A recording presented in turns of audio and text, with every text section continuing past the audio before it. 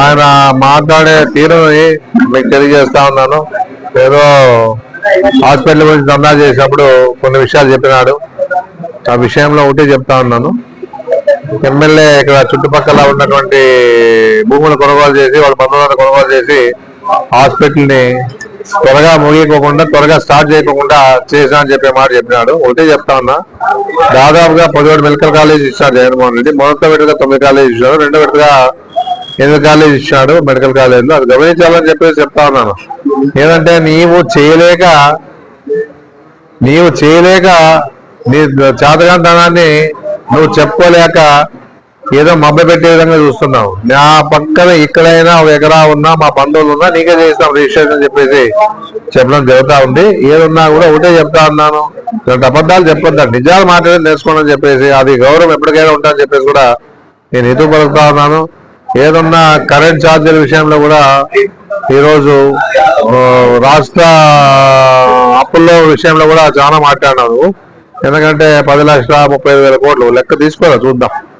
ఎందుకంటే నేను లెక్క తెలియదు, ఇష్టానుసారం మాట్లాడి నీ నెత్తి మీద 2 లక్షలు ఉంది, నీ నెత్తి మీద 2 లక్షలు ఉంటే వాళ్ళు కూడా అవునా అనే పరిస్థితి తీసుకొచ్చా. ఎందుకంటే అంత చాకచక్యం ఉంది నీకు.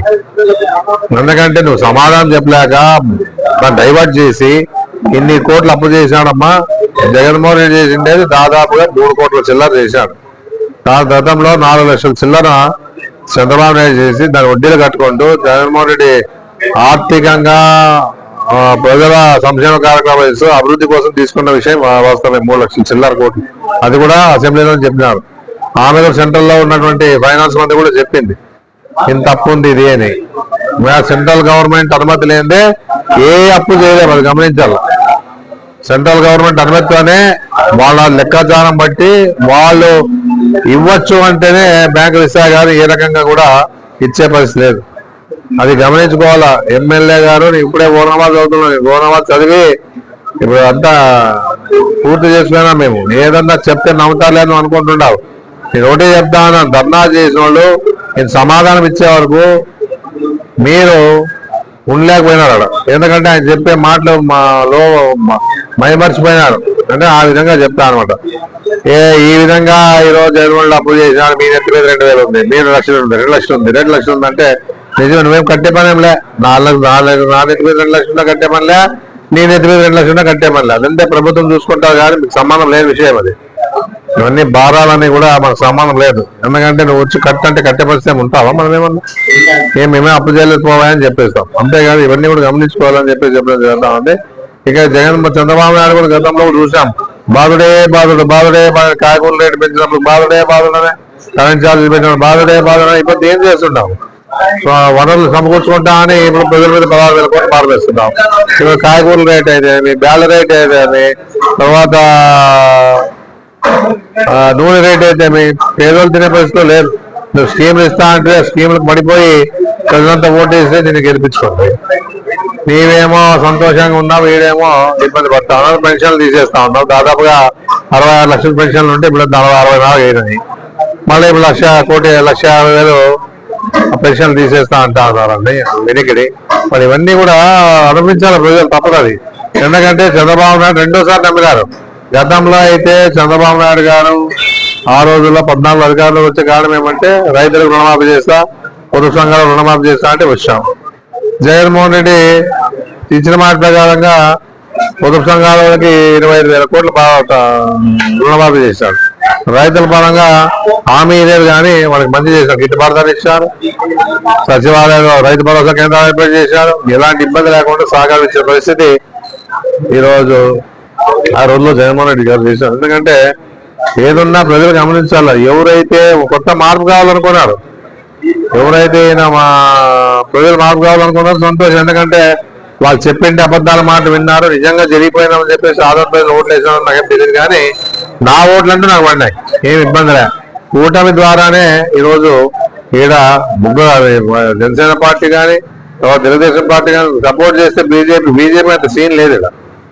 ఎందుకంటే ఆ సీన్ లేదనేది కూడా ఈరోజు మనకు అర్థమవుతా ఉంది. ఈ కూటమి ద్వారా గెలిచి ఇన్ని మాటలు మాట్లాడుతూ ఉన్నామంటే గమనించాలా. దోపిడీ అంటే ఫుల్ చేస్తా ఉన్నాం. నేనున్నా కూడా మేమేం దోపిడీ చేయలే, నీవే విధంగా దోపిడీ చేస్తా ఉన్నావు అంటే గతంలో కూడా మేము కూడా ఇచ్చినాం, లేదనిలే. ఎందుకంటే ధైర్యంగా చెప్పుకుంటాను, ఆ రోజుల్లో మా వాళ్ళు గర్స్ కావాలన్నప్పుడు గత ప్రభుత్వంలో వాళ్ళు చేశారు కాబట్టి మా వాళ్ళు అడిగితే మేము ఇచ్చినాం. దాని పరంగా ఏమనేది కూడా ఆలోచిస్తాం. తర్వాత నువ్వు ఏం చేస్తున్నావు, గర్సు లేదు నువ్వు చేస్తున్నావు. తర్వాత భీము పేదవాళ్ళకి వేసింటే భీము నమ్ముకుంటా ఉన్నావు. మన కాంట్రాక్టులు కప్పం చెల్లించాలంటావు. తర్వాత బ్రాండ్ షాపులు కప్పం చెల్లించాలంటావు. తర్వాత రిజిస్టర్ ఆఫీస్లో దోపిడీ చేయాలంటావు. అంతా హుకుం జారీ చేస్తా ఉన్నావు. అదే కాకుండా ఈ ఎన్ఏలు చేస్తే కూడా డబ్బులు అడుగుతా ఉన్నావు. అంటే ఇవన్నీ పెండింగ్. నువ్వు డబ్బులు అడగపోయా, చాలా తెలివివంతుడు. ఎందుకంటే ఎప్పుడైనా చిత్తూరు చాలా తెలివివంతులు అని చెప్పేసి చెప్తా ఉంటది. ఆ చిత్తూరు ఆలోచన చేసి నువ్వు ఏ విధంగా అంటే నువ్వేం అడగు, నీ అంశాలను వదిలేస్తావు. వాళ్ళు మధ్యవర్తిత్వం చేస్తానే ఉంటారు. వీళ్ళు ఎవరైతే రియల్ ఎస్టేట్ చేశారో వాళ్ళు కమ్మం కట్టాలంటావు. ఇన్ని రకాలుగా ఈరోజు దోపిడీ చేసావు. నువ్వా దుర్మార్గులు? నేను మా మీద చెప్తా దుర్మార్గులు అని చెప్పేసి, మా మీద చెప్తా ఉన్నా దుర్మార్గుడు అని. ఎవరో నిన్న అడిగినాడా ఏం నీ ఇష్టానుసారం అని అంటే నేను చెప్తా చంద్రబాబు నాయుడు చెప్పినట్లే, నేను చెప్తా పవన్ కళ్యాణ్ చెప్పా అంటే ఎంత ధైర్యంతో నువ్వు మాట్లాడినావు అనేది కూడా వాళ్ళు ఆలోచన చేస్తూ ఉంటారు.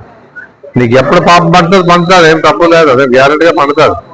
నీ గురించి చెప్పు, నిన్న అడిగినా నీ గురించి చెప్పండి. ఏం లేదు దుర్మార్గులు ఆయన మీద రౌడీ షీట్ ఓపెన్ ఏం చేస్తావు? రౌడీ షీట్ ఏం నీ లెక్క దోపిడీలు చేస్తున్నావు అనుకోను. మళ్ళీ ఊళ్ళ మీద తిప్పుతా ఉంటాం ఇవాళందరూ కూడా. యారు ఏం జరిగింది?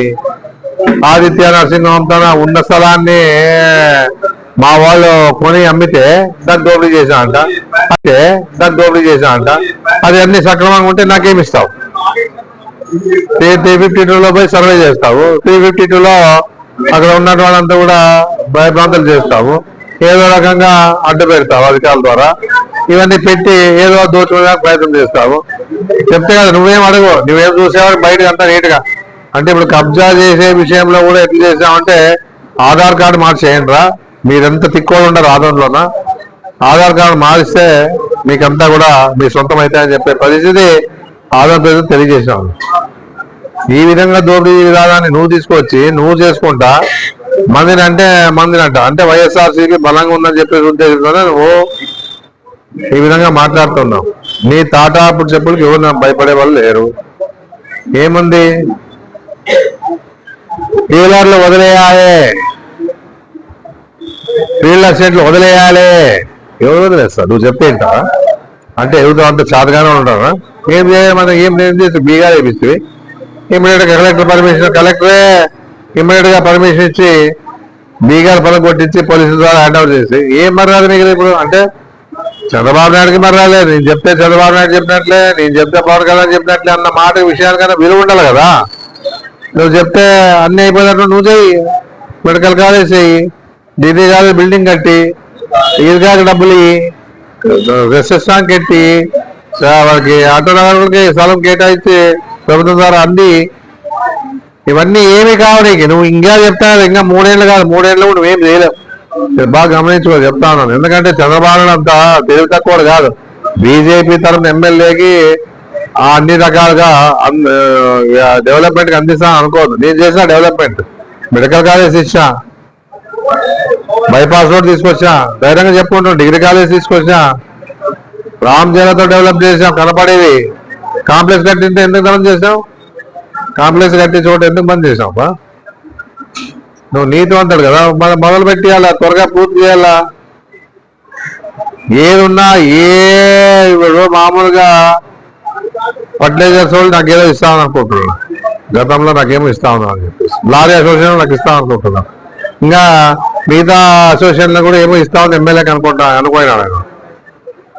ఎవరు నేను నయా పైసా ఎవరైనా అడుగు, ఏ అసోసియేషన్ అడుగు, ₹1 అడిగింటే, రియల్ ఎస్టేట్ ₹1 అడిగింటే, కాంట్రాక్ట్ ₹1 అడిగింటే నాకు పని చేసే సాలదా నాయన, వాళ్ళు పని చేస్తే పేరు వస్తా అని చెప్పేసి ఆలోచన ముందుకు పోయినాం. కానీ నీలాగా ఎన్నేళ్ళు నిలబెట్టి రియల్ ఎస్టేట్ డబ్బులు అడిగి భయభ్రాంతలు చేసి రిజిస్టర్ ఆఫీస్లో కూడా డబ్బులు అడిగి అక్కడ కాపలా పెట్టి మనిషిని ఎన్ని రిజిస్ట్రేషన్లు అవుతుంటాయి, ఎవరో రిజిస్ట్రేషన్ చేసుకుంటా అని చెప్పేసి అదొకటి పెట్టి రెవెన్యూ ఆఫీస్లో నువ్వు చెప్పినట్లా వాళ్ళు చేసే విధంగా వింటూ ఈ డెవలప్మెంట్ ఆదోని డెవలప్మెంట్ కావాలని చేస్తున్నాం. ఎందుకంటే రియల్ ఎస్టేట్ పెరుగుకుంటా పోతే ఆదోని డెవలప్మెంట్ అయిపోతుంది.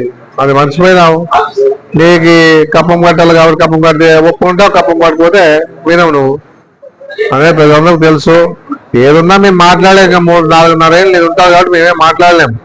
ఏదో భగవంతుని ఆశీర్వాదంతో జమిలీ ఎలక్షన్లు వస్తే చెప్పలేము, కానీ ప్రజలు ఏ విధంగా తరిముడతారని నువ్వు చూస్తాం. ఇది నేను ఖచ్చితంగా చెప్తా ఉన్నాను.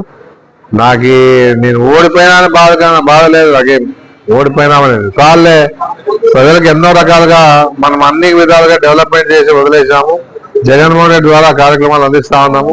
నాడు నేడు స్కూల్, నాడు కింద హాస్పిటల్ బాగా చేసాము. ఈ మెడికల్ కాలేజ్ వస్తే అక్కడ బిల్డింగ్ డైటో ఏదంటారు దాన్ని బిల్డింగ్ కట్టించి అక్కడ ఎడ్యుకేషన్ స్టార్ట్ చేయాలని చెప్పేసి, అంటే ఈ మెడికల్ కాలేజ్ సంబంధించిన దాన్ని అదేదో రకంగా అక్కడ అంతా ప్రిన్సిపాల్ని స్టాఫ్ని అంతా ఇచ్చి ఏదో అక్కడ చేయాలనుకుంటే మెడికల్ కాలేజ్ పనిచేసి. ఎందుకంటే జగన్మోహన్ రెడ్డి పేరు వస్తారు మెడికల్ కాలేజ్ ఇస్తే.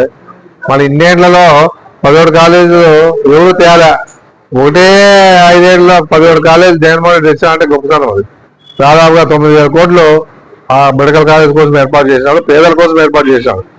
పేదల సంక్షేమానికి కొన్నాడు. పేదల కోసం ఆరోగ్యశ్రీ ఆయన ఏదైతే చేసినాడో ఆయన ఒక అడుగు ముందేసినాడు. ఫీజు రియంబర్స్మెంట్ ఇచ్చినాడు, దానికి ఒక ముందే ఇచ్చాడు. ఏ రకంగా కూడా ప్రజలకు మంచి చేయాలని చెప్పేసి ఆలోచన చేశాడు. కానీ ఏ రోజు కూడా చెడు చేయాలని చెప్పేసి జగన్మోహన్ రెడ్డి కానీ ఎమ్మెల్యేలుగా మా పరంగా కానీ ఎవరికి అన్యాయం చేయలే. ఆ దుర్మార్గం ఏదైనా ఉన్నా మీతో ఉందని చెప్పేసి ఖచ్చితంగా ప్రజలు నువ్వు ఎన్ని చెప్పినా నా మీద ప్రజలు ఏమి బాగా తెలుసు ఏమనేది. ఏదో కొన్ని పుకార్లు వచ్చినంత మాత్రాన దోపిడీ చేసినంత మాత్రాన ఈ ఊరు మనం దోపిడీ చేసే అవసరం నా నాయన పుట్టినాను అంతే. మా నాయనకే పుట్టినాను కాబట్టి ఎవరు ఆలోచన చేయలేదు. ఎప్పుడు కూడా ఏదున్నా కూడా ఎవరికైనా న్యాయం చేసి న్యాయపరంగా వాళ్ళు పంచాయతీ చేసి ఏమన్నా చేసింటామే కానీ ఏ రకంగా కూడా ఏదో ఆశించి పని చేయమని చెప్పి కూడా చెప్పడం జరుగుతూ ఉంది. నీ వరకు నీదేదైనా ఉన్నా నువ్వు చెప్పుకో. నీ టైం ఉందని మాట్లాడుతున్నావు, మాట్లాడు. మా టైం వచ్చినప్పుడు ఏం చేయాలో చేసుకుంటావు. అనేది నేను తెలియజేస్తా ఉంటాను. ప్రజలు గమనించాలా, ఇది ప్రజలు గమనించాలా. మార్పు కోరినారు కాబట్టి ప్రజలే గమనించాలి ఇప్పుడు ఏం జరుగుతా ఉంది ఆ మార్పు అనేది. వివిడి న్యూస్ టీవీని తక్షణమే సబ్స్క్రైబ్ చేసుకోండి. నోటిఫికేషన్ కోసం బెల్ ఐకాన్ క్లిక్ చేయండి. మరిన్ని అప్డేట్స్ కోసం ప్రతి ఒక్క కుటుంబానికి ఉచిత ప్రకటనలు వచ్చే విధంగా మీకోసం మీ ముందుకు వివిడి న్యూస్ టీవీని AP5 నందు 99వ ఛానల్ మరియు యూట్యూబ్ నందు వీక్షించెదరు.